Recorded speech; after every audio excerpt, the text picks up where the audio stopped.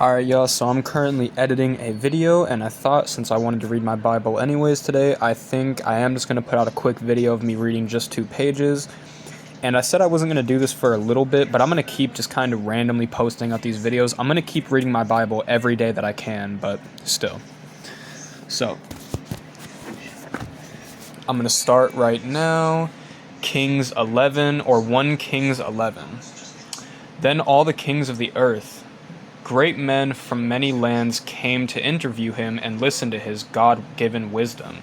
They brought him annual tribute of silver and gold dishes, beautiful clothes or beautiful cloths, myrrh, spices, horses, and mules. Samuel built up a great stable of horses with a vast number of chariots and cavalry. 1,400 chariots in all, and 12,000 cavalrymen who lived in the chariot cities, and with the king at Jerusalem.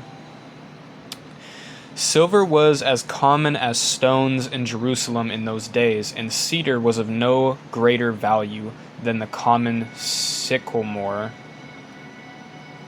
I'm not too sure. I think that's a type of wood.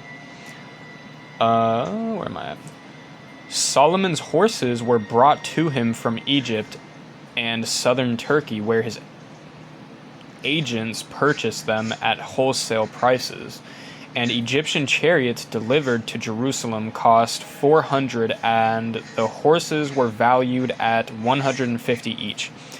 Many of these were then resold to the Hittite and Syrian kings. King Solomon married many other girls besides the Egyptian princess. Many of them came from nations where idols were worshipped: Moab, Ammon, Edom, Sidon, and from the Hittites. Even though the Lord had clearly instructed his people not to marry into those nations, because the women they married would get them started worshiping their gods. Yet Solomon did it anyways. He had 700 wives and 300 concubines, and sure enough, they turned his heart away from the Lord, especially in his old age. They encouraged him to worship their gods instead of trusting completely in the Lord as his father David had done. Solomon worshipped Ashtaroth and the goddess of the Sidonians, and Malcolm, the horrible god of the Amorites. Thus Solomon did what was clearly wrong and refused to follow the Lord as his father David did. He even built a temple on the Mount of Olives across the valley from Jerusalem for Cheremoth, the depraved god of Moab, and another for Melech, the unutterably vile god of the Amorites. Solomon built temples for these foreign wives to use for burning incense and sacrificing to their gods. Jehovah was very angry with Solomon about this, for now Solomon was no longer interested in the Lord God of Israel, who had appeared to him twice to warn him specifically against worshiping other gods. But he hadn't listened. So now the Lord said to him, since you have not kept our agreement and have not obeyed my laws, I will tear the kingdom away from you and your family and give it to someone else. However, for the sake of your father David, I won't do this while you are still alive. I will take the kingdom away from your son, and even so I will let him be king of one tribe for David's sake, and for the sake of Jerusalem, my chosen city. So the Lord caused Hadad the Edomite to grow in power, and Solomon, member of the royal family of Edom. And Solomon became apprehensive. Apprehensive.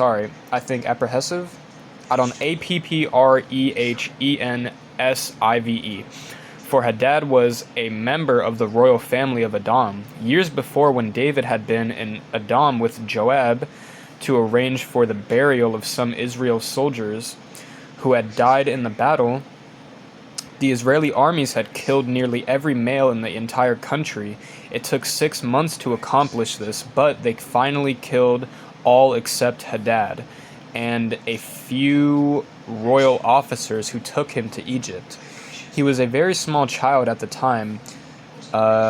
They slipped out of Midian and went to, or Midian, I don't know, and went to Parian, where others joined them and accompanied them to Egypt. And Pharaoh had given them homes and food. Hadad became one of the Pharaoh's closest friends, and he gave him a wife, the sister of Queen Thespius. She presented him with a son, I don't even know how to pronounce that, Genubath, Genubeth, who was brought up in Pharaoh's place among Pharaoh's own sons. When Hadad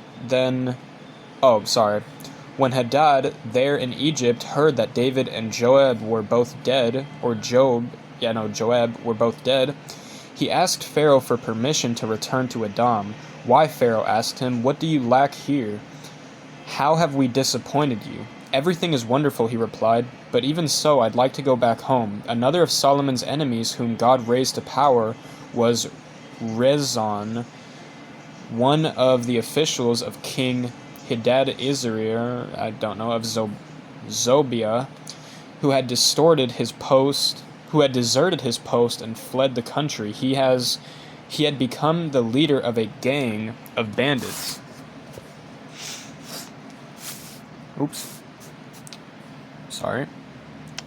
Men who fled with him to Damascus, where he later became king. When David destroyed Zobah during Solomon's entire lifetime, Rezon and Hadad were his enemies, for they hated Israel intensely. Another rebel leader was Jeroboam, the son of Nebat, who came from the city of Zeredah, Zeredah, in Ephraim. His mother was Zeroah, a widow. Here's the story back of his rebellion. Solomon was rebuilding Fort Milo, repairing the walls of the city his father had built. Jeroboam was very able, and when Solomon saw how industrious he was, he put him in charge of his labor battalions from the tribe of Joseph. One day, as Jeroboam was leaving Jerusalem, the prophet Ahijah from Shiloh, who had put on a new robe for the occasion, met him and called him aside to talk to him. And as the two of them were alone in the field, Ahijah tore his new robe into 12 parts and said to Jeroboam, "Take 10 of these pieces, for the Lord God of Israel says, I will tear the kingdom from the hand of Solomon and give 10 of the tribes to you. But I will leave him one tribe for the sake of my servant David and for the sake of Jerusalem, which I have chosen above all other cities of Israel. For Solomon has forsaken me and worshipped Ashtaroth, the goddess of the Sidonians," whatever that is, "and Chemosh, the god of Moab, and Milcom, the god of the Amorites. He has not followed my path and has not done what I consider right. He has not kept my laws and instructions as his father David did. I will not take the kingdom from him now, however. For the sake of my servant David, my chosen one, who obeyed my commandments, I will let Solomon reign for the rest of his life. But I will take away the kingdom from his son and give 10 of the tribes to you. His son shall have the other one, so that the descendants of David will continue to reign in Jerusalem, the city I have chosen to be the place for my name to be enshrined, Enshrined. And I will place you on the throne of Israel, and give you absolute power. If you listen to what I tell you and walk in my path and do whatever I consider right, obeying my commandments as my servant David did, then I will bless you, and your descendants shall rule Israel forever. I once made the same promise to David, but because of Solomon's sin, I will punish the descendants of David, though not forever. Solomon tried to kill Jeroboam, but he fled to King Sisera of Egypt and stayed there until the death of Solomon. The rest of what Solomon did and said is written in the book of the Acts of Solomon. He ruled in Jerusalem for 40 years and then died and was buried in the city of his father David, and his son Rehoboam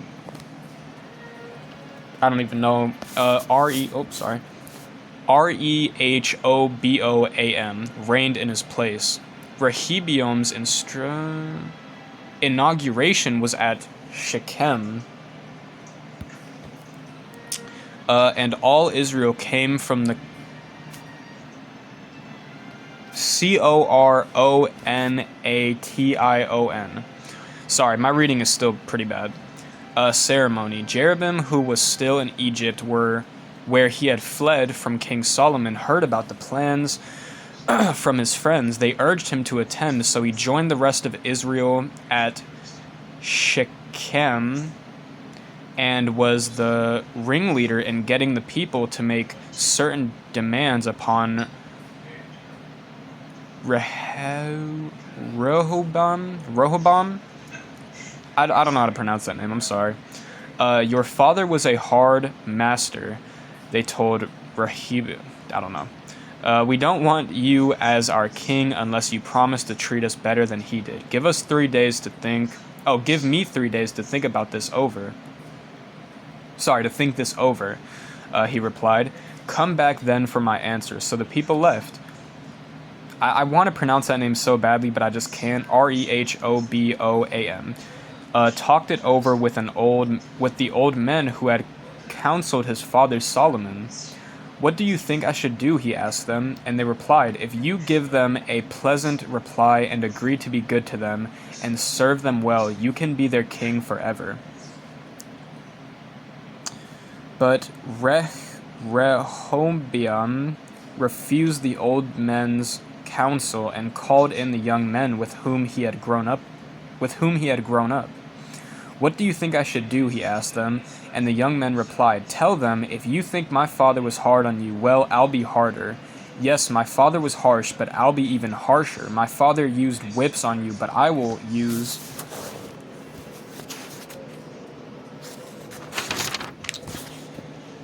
scorpions. Yeah, so my boy definitely ain't gonna be a good king.